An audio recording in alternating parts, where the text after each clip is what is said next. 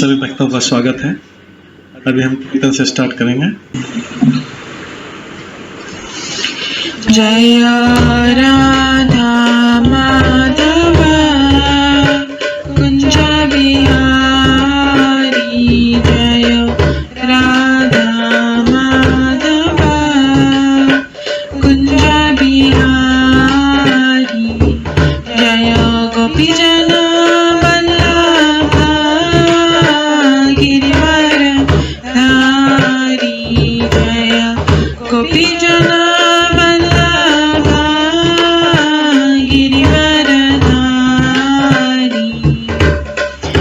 यशोदानंदन व्रज जनरंजन, यशोदानंदन व्रज जनरंजन, यमुना तीरावनचारी,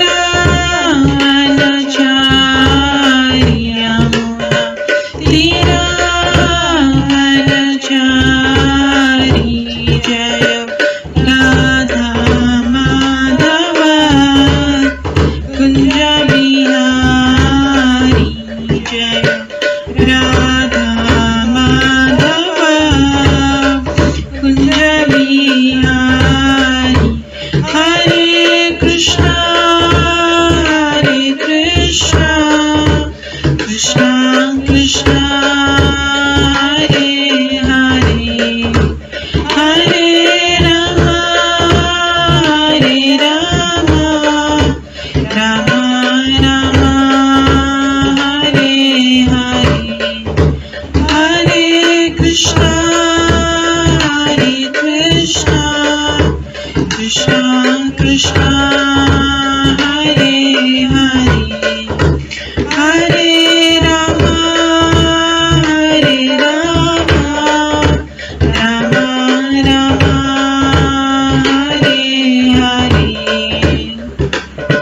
हरे कृष्णा कृष्णा कृष्णा हरे हरे, हरे राम राम राम हरे हरे, हरे कृष्णा कृष्णा कृष्णा हरे हरे, हरे राम राम राम हरे हरे, हरे कृष्णा कृष्णा कृष्णा हरे हरे, हरे राम राम राम हरे हरे, हरे कृष्णा कृष्णा कृष्णा हरे हरे, हरे राम राम राम हरे हरे, हरे कृष्णा कृष्णा कृष्णा हरे हरे, हरे राम राम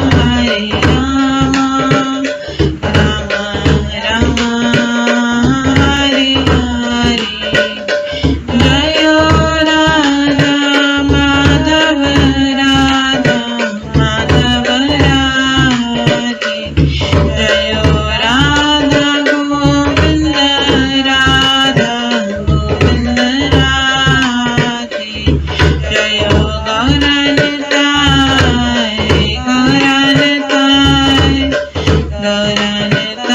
जय गौरनिताय, जय जय प्रभुपाद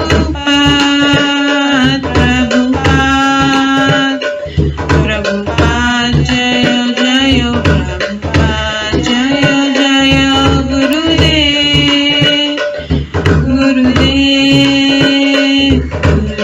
जय जय गुरुदेव, निताय गौर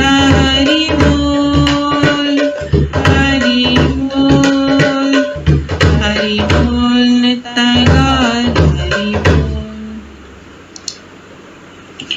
गौर प्रेमानंदे हरि हरि बोल। हरे कृष्णा।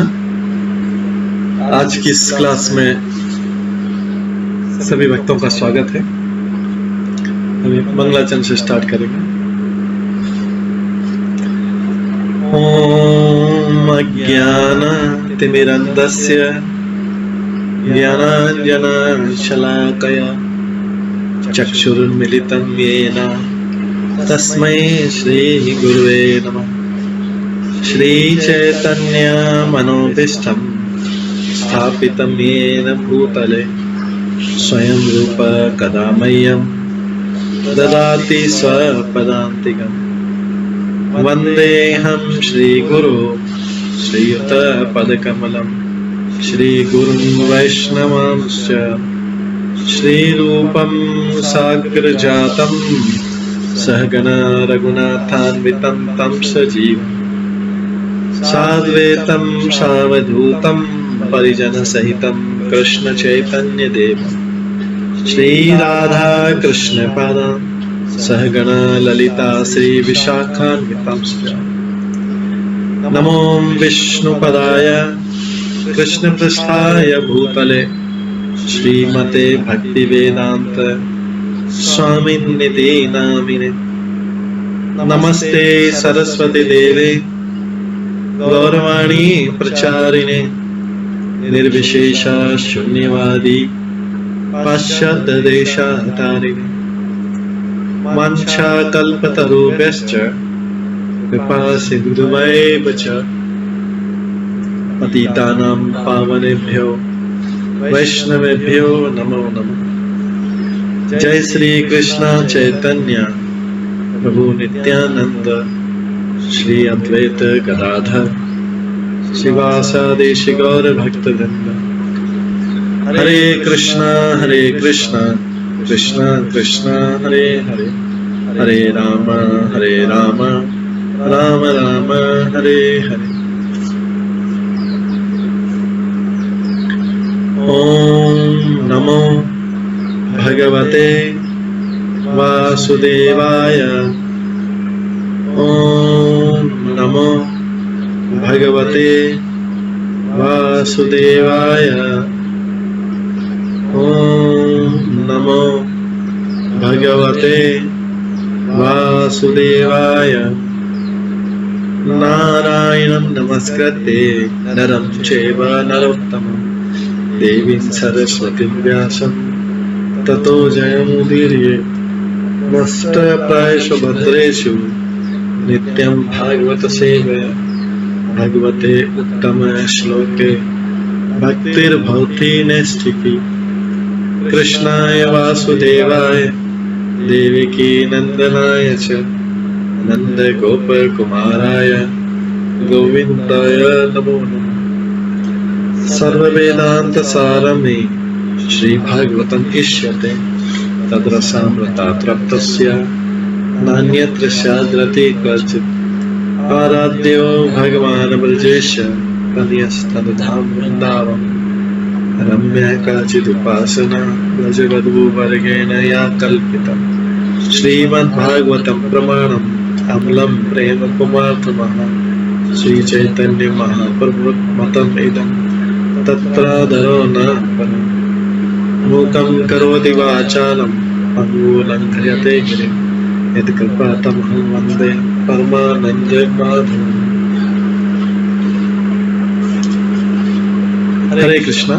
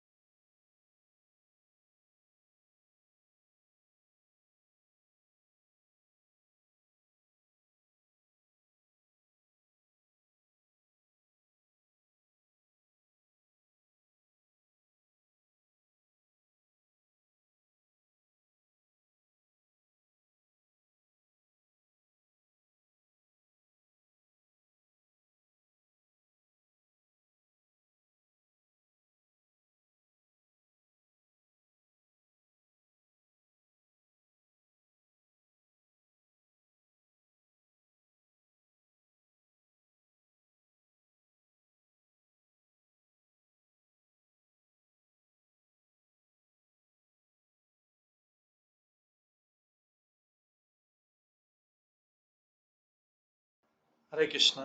आज की इस क्लास में सभी भक्तों का स्वागत है। कल हम श्रवण कर रहे थे श्रीमद् भागवतम में मनु कर्दम संवाद, जो कि भागवतम के तीसरे स्कंद के 21वें अध्याय में है। हमने कल श्रवण किया था कि किस प्रकार से भगवान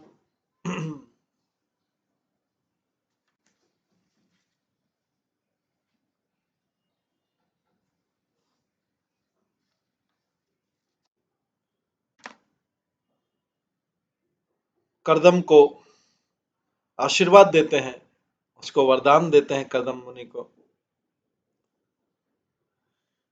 कर्दम मुनि ने, जो कि प्रजापति हैं, ब्रह्मा की आज्ञा पर संतान उत्पन्न करने के लिए, विवाह के लिए भगवान से उचित स्वभाव वाली कन्या, उनके समरूप स्वभाव वाली कन्या के लिए प्रार्थना की थी। भगवान ने उनको न केवल ब्रह्मांड की सबसे सुंदर कन्या दी या उसका वचन दिया, उसके अलावा उनके पुत्र पुत्री के बारे में भी वरदान दिया और ये भी दिया कि भगवान स्वयं उनके यहाँ पुत्र के रूप में जन्म लेंगे। इससे ये पता लगता है कि अगर कोई पूरी तरह से भगवान के ऊपर निर्भर हो, अगर कोई पूर्ण रूप से भगवान के निर्भर हो, तो उसे मनवांछित फल मिलता है। हम नित्य प्रति के कार्यों के लिए परमेश्वर से प्रार्थना करते रहे तो हर काम सुचारू रूप से और हमारी रुचि के अनुकूल संपन्न होगा। दूसरे शब्दों में, सभी परिस्थितियों में हमें भगवान की शरण में जाना चाहिए और उनके निर्णय पे पूर्णतः निर्भर रहना चाहिए। मनुष्य सोचता कुछ और होता कुछ है, अतः इच्छा की पूर्ति भगवान पर छोड़ देना सबसे उत्तम हल है। कर्दम मुनि को पत्नी की आकांक्षा थी, किंतु भगवत भक्त होने के कारण भगवान ने उनके लिए सम्राट की पुत्री राजकुमारी को चुन लिया। इस प्रकार कर्दम मुनि को अपनी आशा से बढ़कर पत्नी लाभ हुआ। यदि हम भगवान की रुचि पर निर्भर करें तो हमें आकांक्षा से भी अधिक प्रचुर मात्रा में वर प्राप्त हो सकते हैं।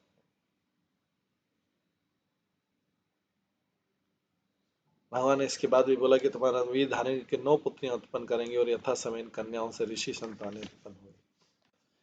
मेरी आज्ञा का अच्छी तरह से पालन करने के कारण स्वच्छ हृदय को तुम अपने सब कर्मों का फल मुझे अर्पित करके अंत में मुझे ही प्राप्त करोगे और समस्त जीवों पर दया करते हुए तुम आत्म साक्षात्कार प्राप्त कर सकोगे। फिर सबको अभयदान देकर अपने सहित संपूर्ण जगत को मुझ में और मुझको अपने में स्थित देख सकोगे। तो इंगित करता है कि भगवान ने कर्दम मुनि को आदेशित किया कि वे अपने गृहस्थ जीवन में दयालु तथा उदार रहें और विरक्त होने पर लोगों को आश्वस्त करते हैं।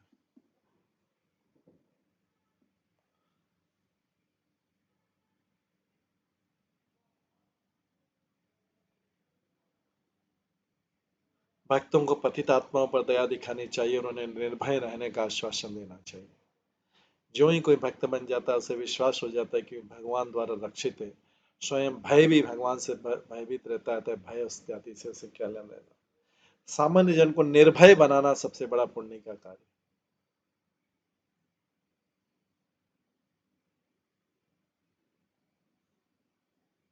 सन्यासी को चाहे कि द्वार द्वार, गांव गांव, नगर नगर, देश तथा विश्व में जहां भी संभव सब ग्रस्तों को कृष्ण भावना में जगाए।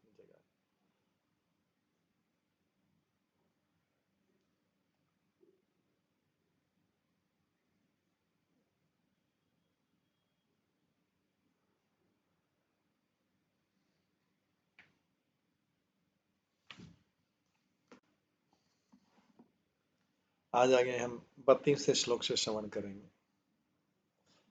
सहम स्वयंश कलिया तत्वीर्येण महामुने तव क्षेत्रे देहुत्याम प्रणेष्ये तत्व संगीताम। हे ऋषि, मैं तुम्हारी 9 कन्या से तुम्हारी पत्नी देवहूति के माध्यम से अपने स्वांश को प्रकट करूंगा। भगवान बोल रहे हैं, मैं स्वयं प्रकट होऊंगा और उसे दर्शन शास्त्र का उपदेश दूंगा जो परम तत्व या श्रेणियों से संबंध है। यहाँ पर आगत शब्द स्वांश कलिया सूचित करता है कि भगवान देवहूति तथा कर्दम के पुत्र कपिल देव के रूप में प्रकट होंगे, जो सांख्य दर्शन के पहले संस्थापक है, जिसे यहाँ तत्व संहिता कहा गया है।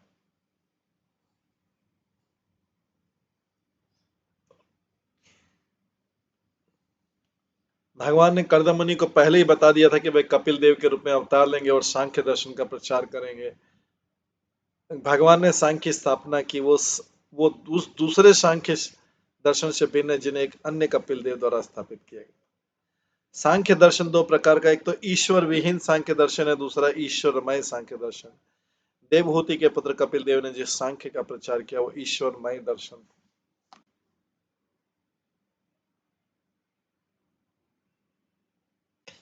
भगवान का अनेक प्रकार से प्राकट्य होता है, वह एक ही है किंतु वह अनेक हो गया है। वह अपने को दो भिन्न स्थानों में विभाजित कर लेता है, कला तथा विविनाश। सामान्य जीवात्मा विविनाश विस्तार कहलाती हैं, किंतु विष्णु तत्व के अनंत अवतार जैसे वामन, गोविंद, नारायण, प्रद्युम्न, वासुदेव तथा स्वांश कला कहलाते हैं। स्वांश का अर्थ है प्रत्यक्ष विस्तार है और कला आदि भगवान के विस्तार का द्योतक। बलदेव जी श्री कृष्ण के विस्तार है और बलदेव के अगले विस्तार संकर्षण है। इस प्रकार संकर्षण कला है जबकि बलदेव स्वांश है, किंतु इनमें कोई अंतर नहीं है। ब्रह्म संहिता में इसकी बड़ी सुंदर व्याख्या हुई।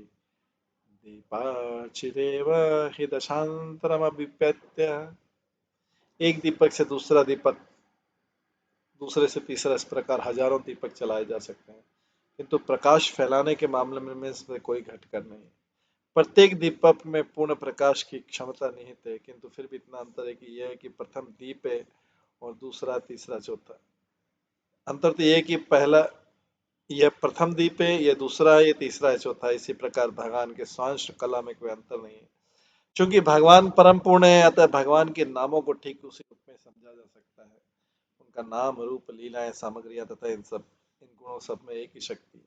परम जगत में श्री कृष्ण जो है नाम भगवान की दिव्य ध्वनि का प्रतीक।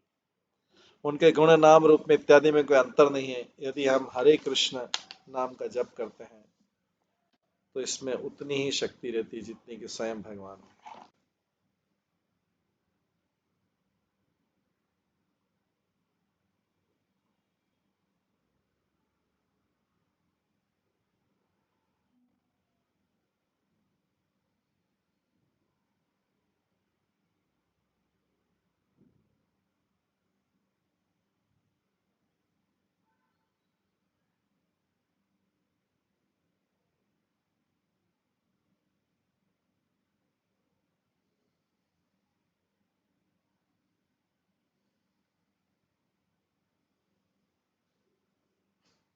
हम जिस रूप में भगवान की पूजा करते हैं और मंदिर में भगवान का जो रूप होता है, दोनों में संभाव्य अंतर नहीं होता।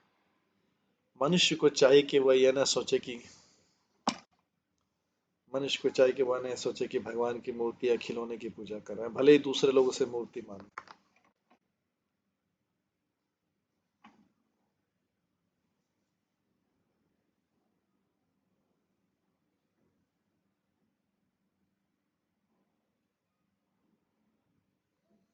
मनुष्य को चाहिए कि वह यह न सोचे कि कोई भगवान की मूर्ति या खिलौने की पूजा कर रहा है, भले ही दूसरे लोग उसे मूर्ति माने।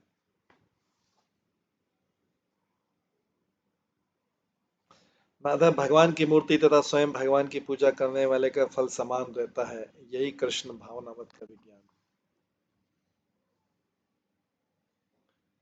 मैत्रेय उवाच एवं तमनुभाष्यत् भगवान प्रत्यकक्ष जगाम बिंदु सरस्वत्या परिश्रितात्। मैत्रेय ने आगे का इस प्रकार कर्दम मुनि से बातें करने के बाद इंद्रियों के कृष्ण भावनामृत में लीन रहने पर प्रकट होने वाले भगवान उस बिंदु नामक सरोवर से, जो सरस्वती नदी के द्वारा चारों ओर से घिरा हुआ था, अपने लोक को चले।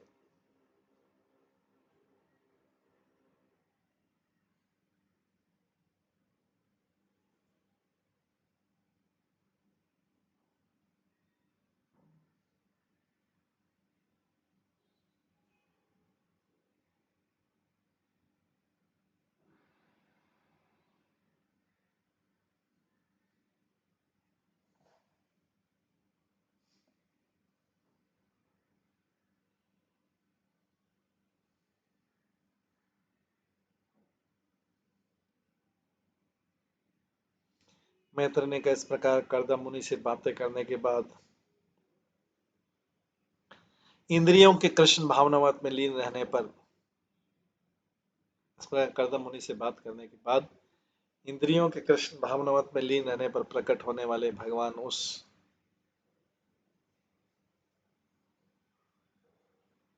बिंदु नामक सरोवर से, जो सरस्वती नदी के द्वारा चारों ओर से घिरा हुआ था, अपने लोक को चले गए।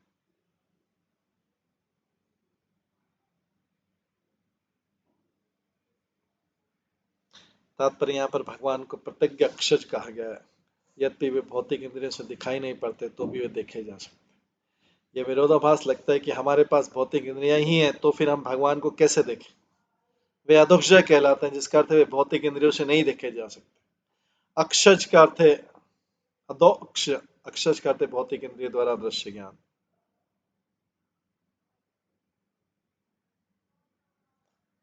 और अधोक्ष मतलब जो है वे जो भौतिक इंद्रिय द्वारा नहीं देखे जा सकते। चूंकि भगवान हमारी इंद्रियों की कल्पना शक्ति से नहीं देखे जा सकते, अतः अजीत भी कहलाते हैं। वे तो जीत सकते हैं किंतु उन्हें कोई नहीं जीत पाएगा। तो फिर ये क्या है, इतने पर भी वो देखे जा सकते हैं। या व्याख्या की जाती है कि श्री कृष्ण के दिव्य नाम को न तो कोई सुन सकता है, न कोई उनके दिव्य रूप को समझ सकता है, और न उनकी दिव्य लीलाओं को कोई आत्मसात कर सकता है। ये संभव नहीं, तो कैसे संभव कि वे देखे या समझे जा सकते।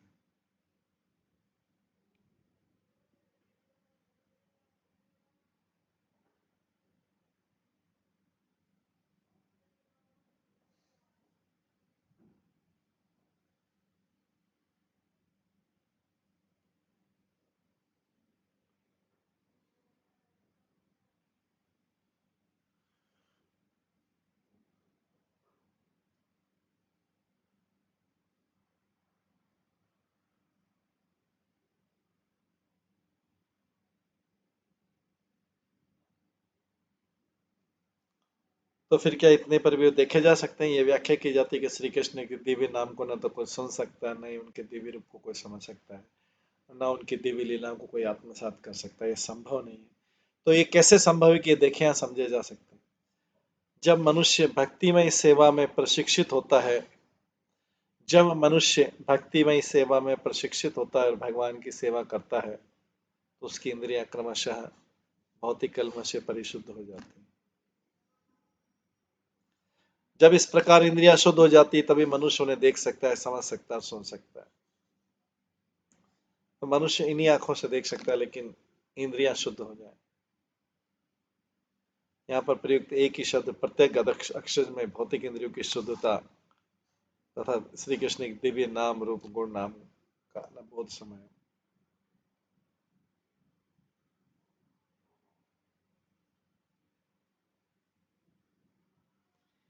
निरीक्षतस्य ययो निरीक्षत तस्य ययोशेष सिद्धेश्वरे अभिष्टत सिद्ध मार्ग आकर्णयन पत्र रथेन्द्र पक्षे उच्चारितम स्तोतमुदीन श्याम। खड़े हुए कर्दम मुनि के देखते देखते भगवान वैकुंठ जाने वाले मार्ग से प्रस्थान कर गए।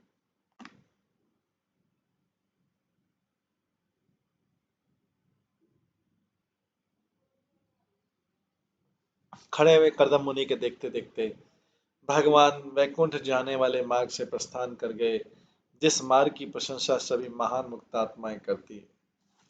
मुनि खड़े खड़े भगवान के वाहन गरुड़ के फड़फड़ाते पंखों से गुंजातित सामवेद के मंगल चरण जैसी लगने वाली ध्वनि को सुनते रहे।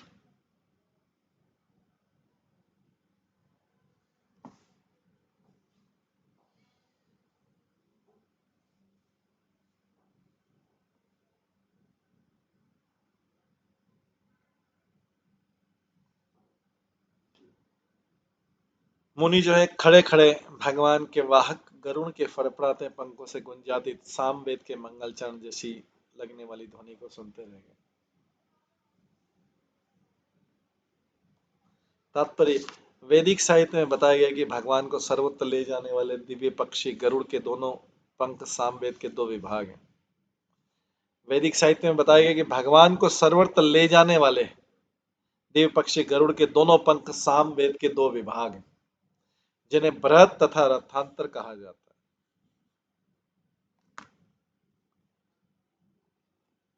चूंकि गरुड़ भगवान के वाहक का कार्य करता है, अतः उसे समस्त वाहनों का दिव्य राजकुमार कहा जाता है। गरुड़ ने अपने दोनों पंखों से सामवेद गुंजरित करना प्रारंभ किया, जिसका गायन बड़े बड़े साधु संत भगवान को शांत करने के लिए करते हैं। भगवान की पूजा ब्रह्मा, शिव, गरुड़ तथा अन्य देवता चुने श्लोकों से करते हैं, किंतु बड़े बड़े साधु वैदिक साहित्य के जैसे उपनिषद तथा सामवेद के स्त्रोतों से उनकी पूजा करते हैं। यही सामवेद की ध्वनियां भक्त को सुनाई पड़ती है जब भगवान के अन्य महान भक्त गरुड़ अपने पंख को फड़फड़ाता है।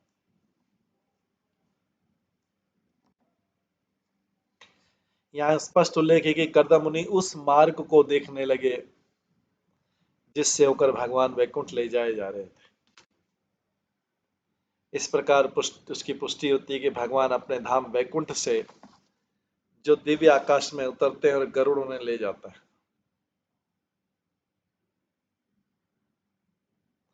सामान्य श्रेणी के दिव्य ज्ञानी वैकुंठ को ले जाने वाले मार्ग की पूजा नहीं करते हैं।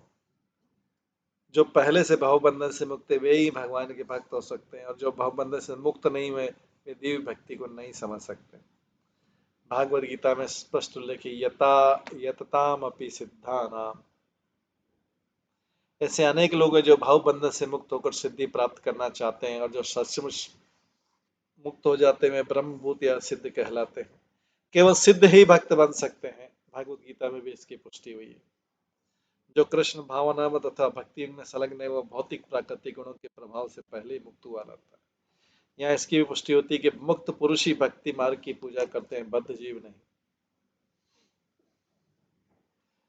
बद्ध जीव भगवान की भक्ति को नहीं समझ पाते हैं। कर्दम मुनि मुक्त जीव थे जिन्होंने भगवान का साक्षात दर्शन किया था।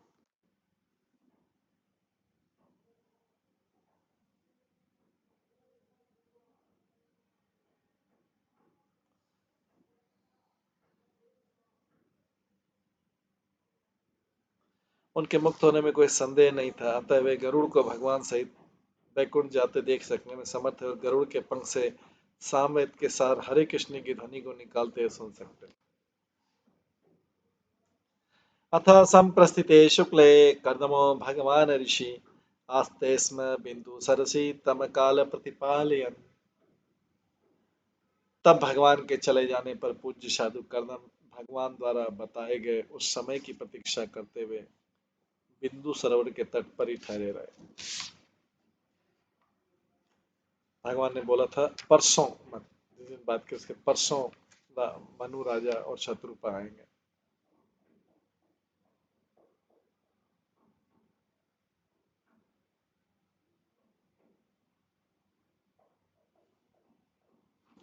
तो बिंदु सरोवर जो सरस्वती नदी के चारों ओर से घिरा हुआ है। मनुष्यन्दम् आस्थाय शात कौंभ परिच्छदम् आरोप्य साम दुहितरम् सभार्य पर्यटन महिम।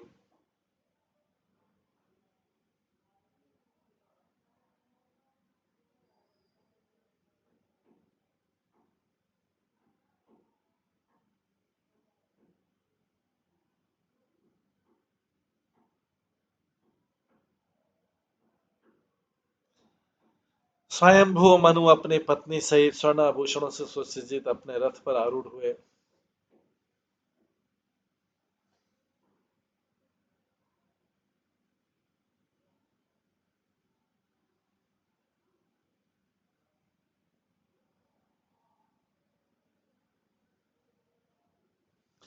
स्वयंभू मनु अपनी पत्नी सहित स्वर्ण आभूषणों से सुसज्जित अपने रथ पर आरूढ़ हुए। अपनी पुत्री को भी उस पर चढ़ाकर वे समस्त भूमंडल का भ्रमण करने लगे।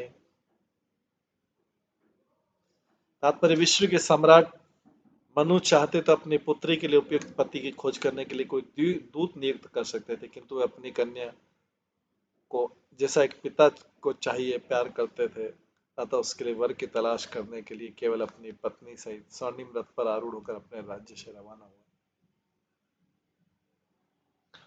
तस्मिन्सु धन्वनहनि भगवान यत् समादिशत् उपायाताश्रय आश्रमं पदम मुने शांत व्रतस्य तत्। हे विदुर में मुनि की कुटी में पहुंचे। विदुर मुनि की कुटी में पहुंचे जिसने अपनी तपस्या का व्रत भगवान द्वारा पहले से बताए गए दिन ही समाप्त किया था। विदुर मुनि की कुटी में पहुंचे।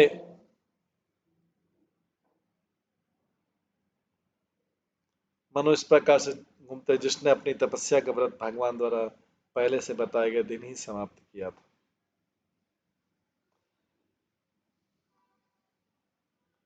तपस्या उनकी खत्म हुई थी, भगवान ने दर्शन दिए थे। उसके बाद भगवान ने बोला वेट करो, परसों तक मनु राजा शत्रुपा आएंगे, अपनी कन्या का विवाह आपसे करने का प्रस्ताव लेके आए। यस्मिन् भगवतः नेत्रात् न्यपतन् अश्रुबिन्दव कृपया संपरितीर्थस्य प्रपन्ने अर्पितया भृशम् तत्वे बिन्दुसर नाम सरस्वत्या परिलुप्तम पुण्यम शिवामृत जलम महर्षिगण सेवितम। सरस्वती नदी के बाढ़ जल भरने वाले पवित्र बिंदु सरोवर का सेवन ऋषियों का समूह करता था। सरस्वती नदी के बाढ़ जल से भरने वाले पवित्र बिंदु सरोवर का सेवन ऋषियों का समूह करता था। इसका पवित्र जल न केवल कल्याणकारी था वरन अमृत के समान मीठा भी था। ये बिंदु सरोवर कहलाता था क्योंकि यहीं पर जब भगवान शरणागत ऋषि पर दया द्रोह उठे तो उनके नेत्रों से आंसुओं की बूंदें गिरी थी। क्योंकि यहीं पर जब भगवान शरणागत ऋषि पर दया द्रोह उठे तो उनके नेत्रों से आंसुओं की बूंदें गिरी थी।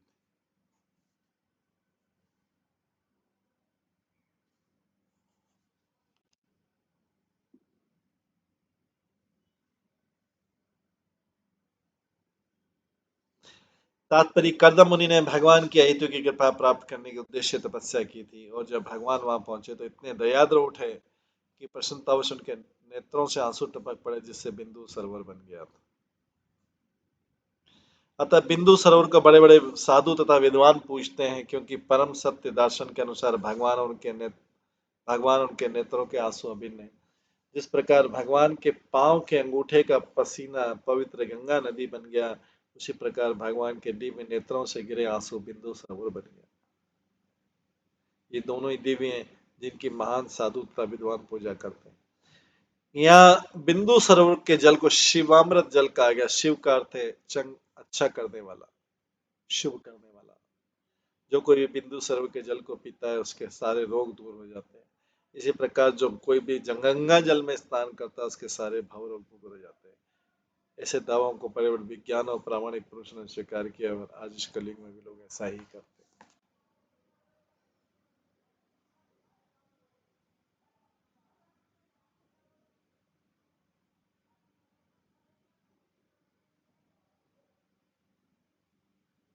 पुण्य द्रुम लता जाले कूजत पुण्य मृग द्विजे सर्व ऋतु फल पुष्प आढ्यम वनराज श्रियान्वितम। सरोवर के तट पवित्र वृक्षों तथा लताओं के समूह से घिरे थे जो सभी ऋतु में फलों तथा फूलों से लदे रहते हैं और जिनमें पवित्र पशु तथा पक्षी अपना बसेरा बनाते थे और विविध प्रकार से कूजन करते थे। वह स्थान वृक्षों के कुंजों की शोभा से विभूषित।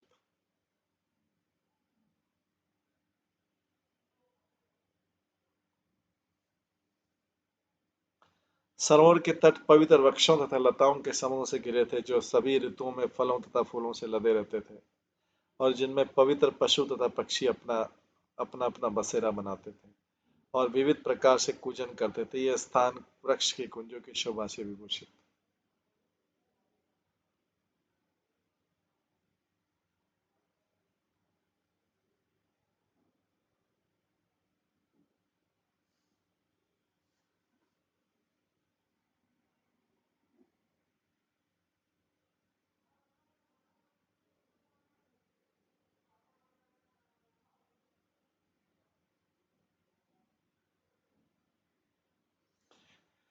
तात्पर्य बताया कि बिंदु सरोवर पवित्र वृक्षों तथा पक्षियों से घिरा रहता था। इस प्रकार जिस प्रकार मानव समाज में कुछ पुण्यात्मा तथा कुछ पापी लोग रहते हैं, उसी प्रकार वृक्षियों तथा पक्षियों में भी कुछ पवित्र थे और कुछ अपवित्र। जिन वृक्षों में अच्छे फल या फूल नहीं लगते वे अपवित्र माने जाते हैं, और जो पक्षी शैतान होते हैं जैसे कौवे वे अपवित्र माने जाते हैं। बिंदु सरोवर के चारों ओर की भूमि में एक भी अपवित्र पक्षी या वृक्ष नहीं था। प्रत्येक वृक्ष फलित तथा पुष्पित था और प्रत्येक पक्षी प्रभु के गुणों का हरे कृष्ण कृष्ण कृष्ण हरे हरे, हरे राम राम हरे हरे का गान करने वाला था।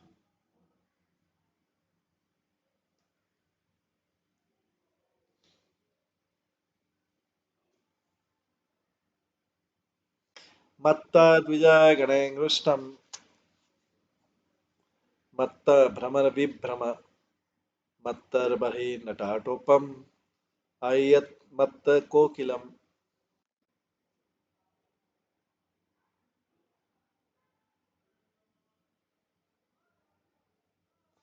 ये प्रदेश मत वाले पक्षियों के स्वर से प्रतिध्वनित था। मत वाले भौरे मंडरा रहे थे, प्रमत्त मोर गर से नाच रहे थे और प्रमोदित कोयलें एक दूसरे को पुकार रही थी।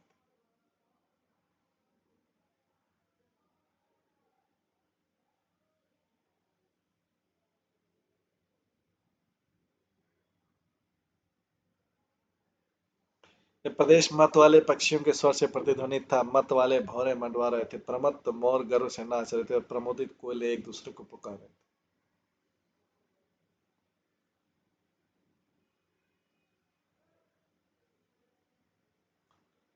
यहाँ पर बिंदु सरोवर के चारों ओर के क्षेत्र में सुनाई पड़ने वाली मधुर ध्वनियों की सुंदरता का वर्णन है। मधु पीकर काले भौरे मतवाले हो रहे थे और मादकता में गुनगुना रहे थे। प्रमोदित मोर नटों तथा नटियों की तरह नाच रहे थे और प्रमोदित कोयले अपने जोड़ीदारों को पुकार रहे थे।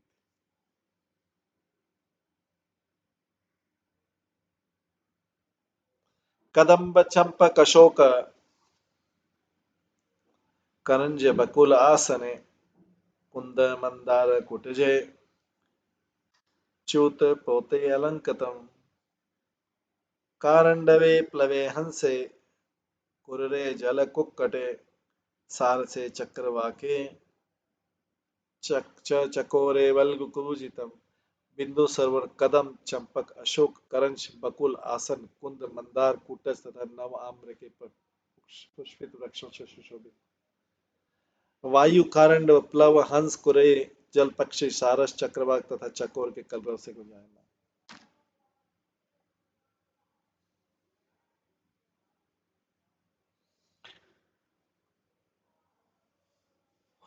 तात्पर्य श्लोक में वर्णित सभी वृक्ष परम पवित्र हैं। उनमें से कई से जैसे चंपक कदम तथा बकुल से अत्यंत सुहावने पुष्प निकलते हैं। जल मुर्गी तथा सारस के मधुर स्वर से चारों का प्रदेश अत्यंत सुहावना लग रहा था और एक अति उपयुक्त आध्यात्मिक वातावरण की उत्पत्ति हुई।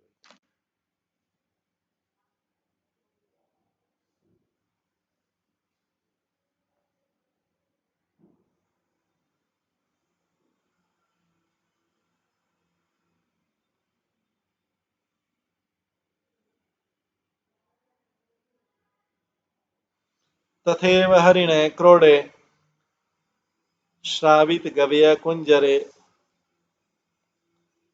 गोपुच्छे हरिविमर्के नकुले नामिविव्रतम। उनके तटों पर हिरण शुकर शाही नीलगाय हाथी लंगूर शेर बंदर नेवला तथा कस्तूरी मृगों की बहुलता थी।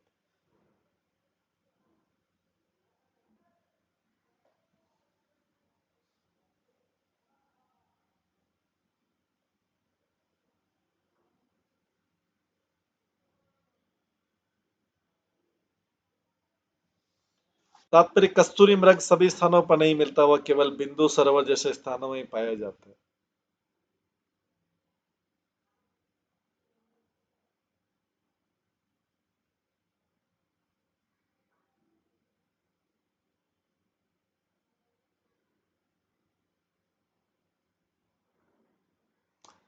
कस्तूरी मृग सभी स्थानों पर मिलता है, वह केवल नहीं मिलता, केवल बिंदु सरोवर जैसे स्थानों में पाया जाता है।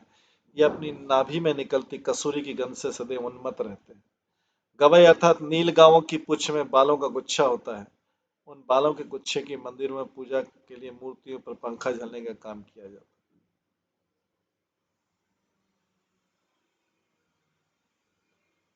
कभी कभी गवै को चमरी गाय भी कहा जाता है और भी अत्यंत पवित्र मानी जाती है। इससे चामर बनता है। चमरी गांव से चामर बनता है। ये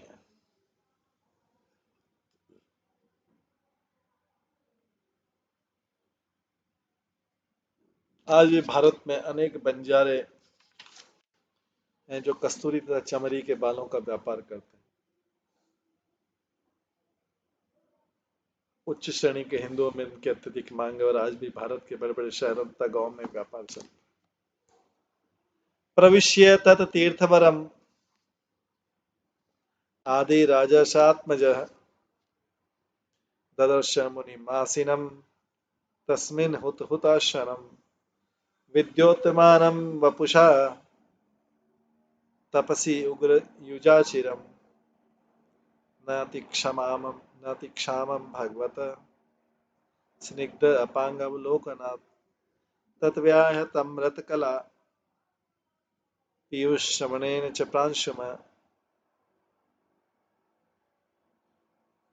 प्रांशुं पद्यपलाशक्षं जटिलं चीरवाससम् उपसंश्रियत मलिनं यथा हृणमसंस्कृतम्।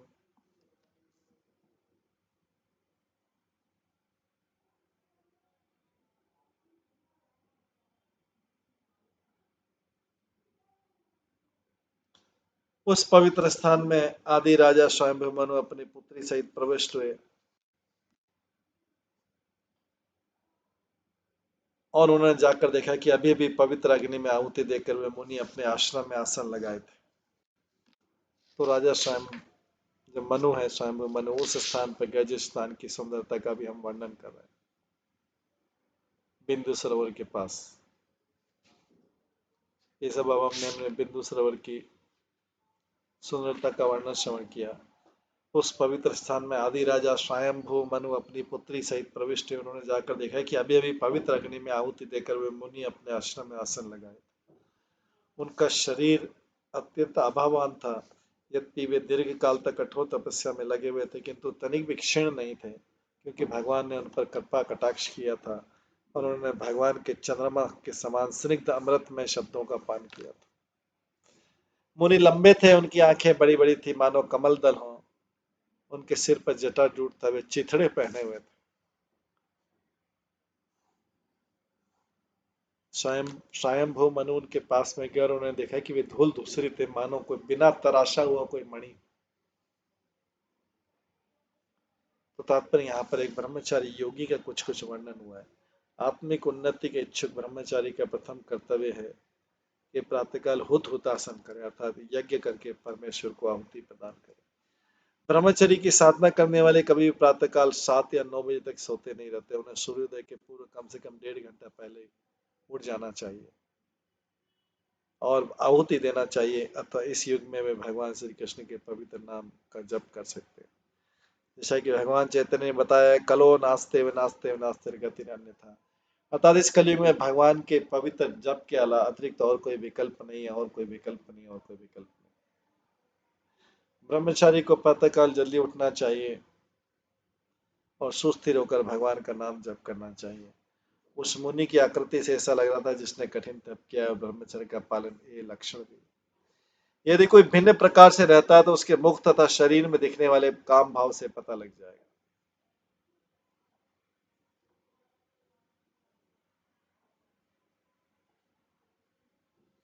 विद्योतमानम शब्द बताता है कि उसके शरीर में ब्रह्मचारी के लक्षण दिख पड़े थे। योग में कठिन तपस्या का सबसे बड़ा परिणाम है शराबी, धूम्रपान करने वाले या इंद्रिय लोग व्यक्ति कभी भी योग साधना के लिए उपयुक्त नहीं होते।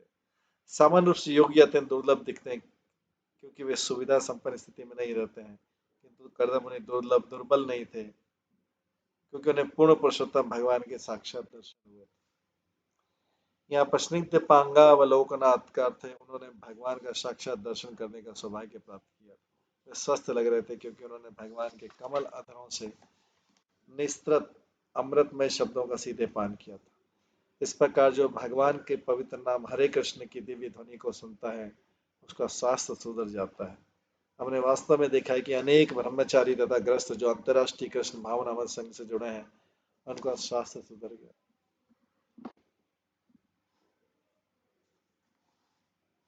उनके मुखमंडल पर कांति आ गई।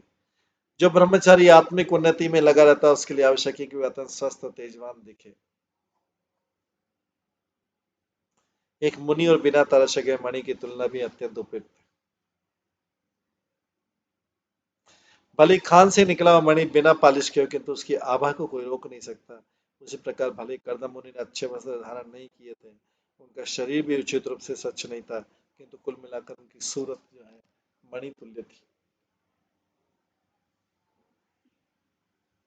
अथ ऊर्जम उपायातम अथ ऊर्जम उपायातम नृदेवं प्रणतं पुरः सपरेया परिग्रहात् प्रतिनद्यनुरूपया।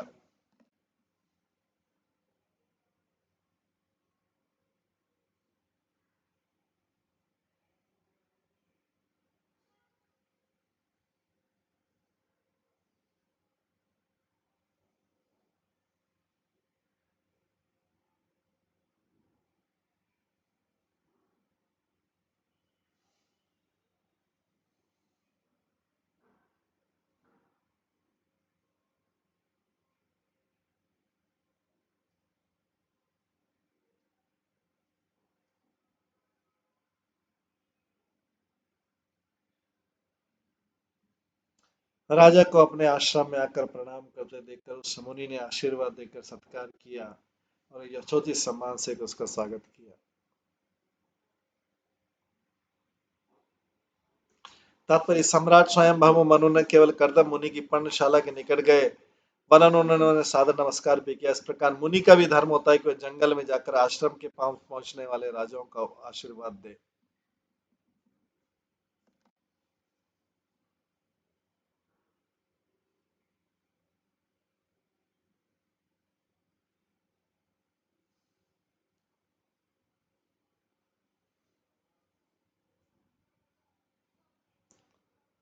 गृहीत हरणम आसीनम संयतम प्रणयन मुनि स्मरन भगवत आदेशाम इतिहास लक्षणया गिरा। मुनि से सम्मान पाकर राजा स्वयं भू मनु बैठ गए और शांत बने रहे।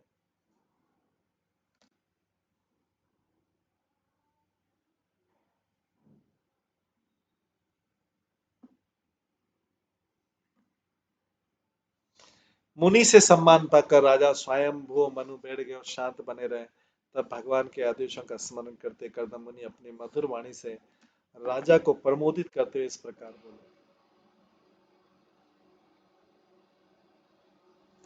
मुनि से सम्मान पाकर राजा स्वयं भू मनु बैठ गए और शांत रहे।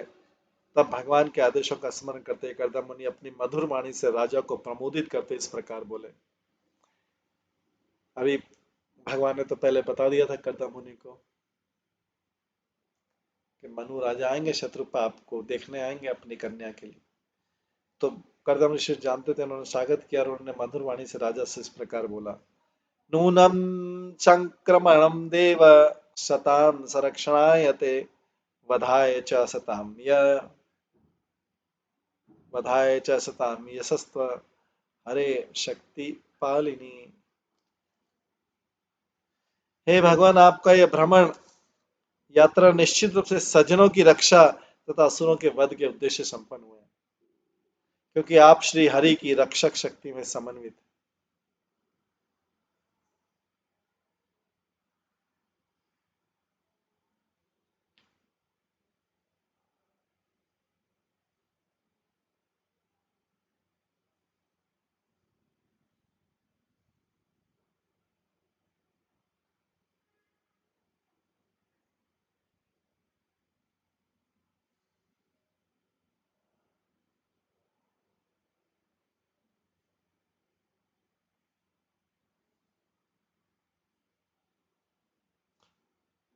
तो प्राचीन काल में पवित्र राजा पवित्र नागरिकों को रक्षा प्रदान करने और अपवित्र लोगों को दंड देने या मारने के लिए अपने राज्य का भ्रमण करते थे। कभी कभी वे आखेट विद्या का अभ्यास करने के उद्देश्य से जंगल में पशुओं को मारने जाते थे, क्योंकि बिना ऐसे अभ्यास किए हुए अवांछित तत्वों का वध करने में समर्थ नहीं हो पाते। क्षत्रियों को इस प्रकार से हिंसा करने की छूट थी क्योंकि अच्छे कार्य के लिए हिंसा करना उनके धर्म का अंग होता है। यहाँ पर दो शस्त्रों का श्लोक है, वधाय अर्थात मारने के प्रयोजना तथा असताम अर्थात अवांछित दुष्टजनों। राजा की रज्ञक शक्ति भगवान की शक्ति मानी जाती। भगवद गीता में भगवान कहते परित्राणाय साधूनां विनाशाय च दुष्कृताम्। भगवान पुण्यात्मा की रक्षा करने और असुरों के वध के लिए अवतरित होते हैं। अतः पुण्यात्मा को शरण देने और दुष्टों को असुर का वध देने के लिए परमेश्वर सीधी सती प्राप्त होती है और शक्ति राजा या राज्य के मुख्य कार्यकर्ता में निहित होती है। इस युग में ऐसा राज्याध्यक्ष पाना दुर्लभ है जो दुष्टों को मारने में एक्सपर्ट हो। आधुनिक राजाध्यक्ष सुंदर प्रासादों के भीतर बैठे बैठे निर्दोष व्यक्तियों का कारण मारने का प्रयत्न। यार्केन्दु अग्निन्द्र यार्केन्दु अग्निन्द्रवायुना यम धर्म पचेतसाम रूपाणी स्थाने आदस्ते तस्मै शुक्लाय ते नमः। जब भी आवश्यक होता है आप सूर्य चंद्र अग्नि इंद्र वायु यम धर्म वरुण का अंश धारण करते हैं।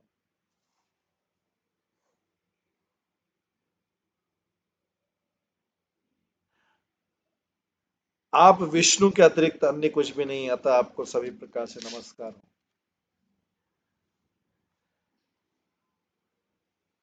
तो मधुरवाणी से राजा को प्रमोदित करते हुए इस प्रकार बोल रहे हैं। कर्दम मुनि मनु की प्रशंसा कर रहे हैं। तात्पर्य चूंकि कर्दम मुनि ब्राह्मण थे और स्वयं भू मनु क्षत्रिय थे, अतः सामाजिक रूप से मुनि के द्वारा राजा को नमस्कार नहीं किया जाना था क्योंकि उसका स्थान राजा से ऊंचा होता है। किंतु मनु ने स्वयं भू मनु को नमस्कार किया क्योंकि राजा तथा सम्राट के रूप में मनु भगवान के प्रतिनिधि थे। परम प्रभु भगवान सदैव सबों के पूज्य, चाहे कोई ब्राह्मण क्षत्रिय या शूद्र हो। भगवान के प्रतिनिधि के रूप में राजा हर एक से सादर नमस्कार किए जाने का पात्र।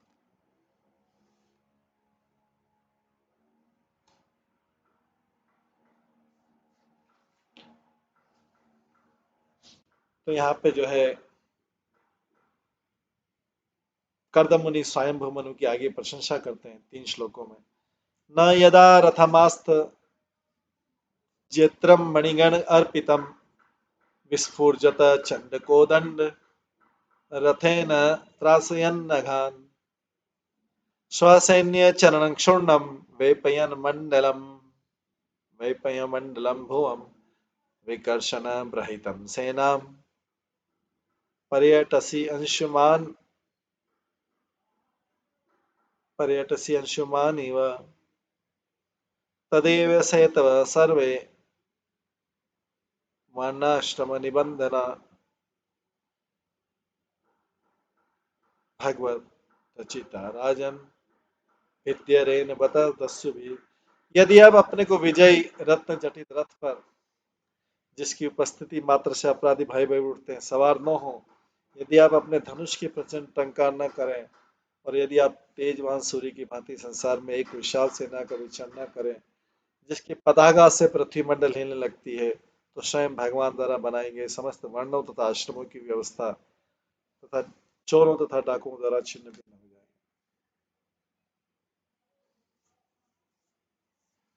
तात्पर्य उत्तरदायी राजा का धर्म है कि मानव समाज की सामाजिक तथा आध्यात्मिक व्यवस्थाओं की रक्षा करे। आध्यात्मिक व्यवस्था 4 आश्रम में बटी हुई है, ब्रह्मचर्य गृहस्थ वानप्रस्थ तथा संन्यास, जबकि सामाजिक व्यवस्था कर्म तथा गुण के अनुसार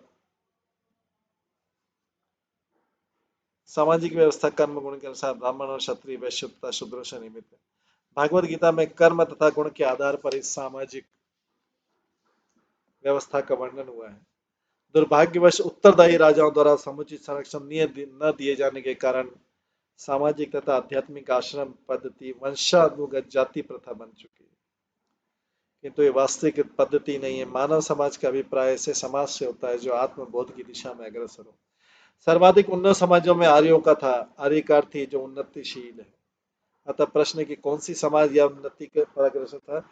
उन्नति का अर्थ व्रता ही भौतिक आवश्यकता को उत्पन्न करना और तथाकथित भौतिक सुखों की सारे विषय में वृद्धि करके मानव शक्ति का अपव्यय करना नहीं। वास्तविक उन्नति तो आत्मबोध की दिशा में प्रगति है और जिस समुदाय में उस उद्देश्य से कार्य हुआ वो आर्य सभ्यता कहलाती है। इसमें बुद्धिमान पुरुष अर्थात ब्राह्मण आध्यात्मिक कार्यों में लगे रहते थे। उदाहरण कर्दम मुनि सम्राट स्वयंभू जैसे क्षत्रिय देश का शासन चलाते और आत्मबोध के लिए सभी साधन सुचारू रूप से जुटाते। वर्णों तथा आश्रमों पर आधारित भारतीय समाज का सभ्यता ह्रास हो गया, क्योंकि वो विदेशियों पर जो वर्णाश्रम सभ्यता का पालन नहीं करते थे उन पर निर्भर रहने लगे। इस प्रकार वर्णाश्रम पद्धति का जाति प्रथा में ह्रास हो चुका है। यहाँ पर चारों वर्णों तथा आश्रमों की संस्था की पुष्टि भगवान द्वारा रचित की गई, जिसका अर्थ है भगवान द्वारा बनाई। भगवान भगवत गीता में कहते हैं चातुर्वर्ण्य मया सृष्टम, भगवान कहते हैं चारों वर्ण तथा आश्रम मेरे द्वारा बनाए गए। भगवान द्वारा सृष्ट कोई वस्तु न तो छिपाई जा सकती न समाप्त की जा सकती। वर्णों तथा आश्रमों का विभाग तो चलता रहेगा, चाहे वो अपने मूल रूप में या बिगड़े रूप में, किंतु भगवान द्वारा सृष्ट होने से उनका समाप्त नहीं किया जा सकेगा। वे भगवान की सृष्टि के कारण सूर्य की भांति बनी रहेंगे, चाहे मेघ आच्छादित हो या निर्मल में काश हो, तो सूर्य बना ही रहेगा। उसी प्रकार जब वर्णाश्रम पद्धति का ह्रास होता है तो यह वंशानुगत जाति तथा प्रथा प्रतीत होने लगती है। किंतु प्रत्येक समाज में बुद्धिमान वीर व्यापारी तथा श्रमिक वर्ग होता है। जब वैदिक नियमों के अनुसार विभिन्न जातियों को सहयोग के लिए नियमित कर लिया जाता है तो शांति और आध्यात्मिक प्रगति होती है। किंतु जब जाति प्रथा में घृणा, विश्वास तथा कुरीतियां घर जाती तो पूरी पद्धति का ह्रास होने लगता है और अत्यंत शोचनीय अवस्था उत्पन्न हो जाती है। तो यहाँ पर लिखिए संप्रति सारा विश्व शोचनीय स्थिति को प्राप्त है, क्योंकि नाना प्रकार के स्वार्थ समाये हुए हैं और वर्णाश्रम के चारों वर्गों को ह्रास ऐसे ही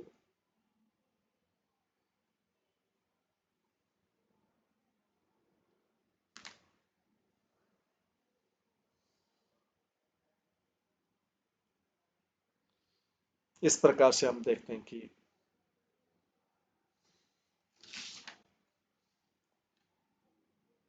कर्दम ऋषि मनु का, जो कि भगवान के प्रतिनिधि मनु का प्रशंसा करें, उनकी स्तुति करें, उनकी प्रशंसा ग्लोरिफिकेशन करें। तो आज हम मनु कर्दम संवाद को यहीं पे विराम देते हैं और इसके आगे का जो संवाद है वो हम कल की क्लास में श्रवण करेंगे। हरे कृष्णा। सभी भक्तों का बहुत बहुत धन्यवाद। सब भक्तों के लिए एक बार हरे कृष्ण महामंत्र का जप करते हैं। हरे कृष्णा कृष्णा कृष्णा हरे हरे, हरे राम राम राम हरे। श्रीमद् भागवत महापुराण की जय। श्रील प्रभुपाद की जय। सभी भक्तगणों की जय।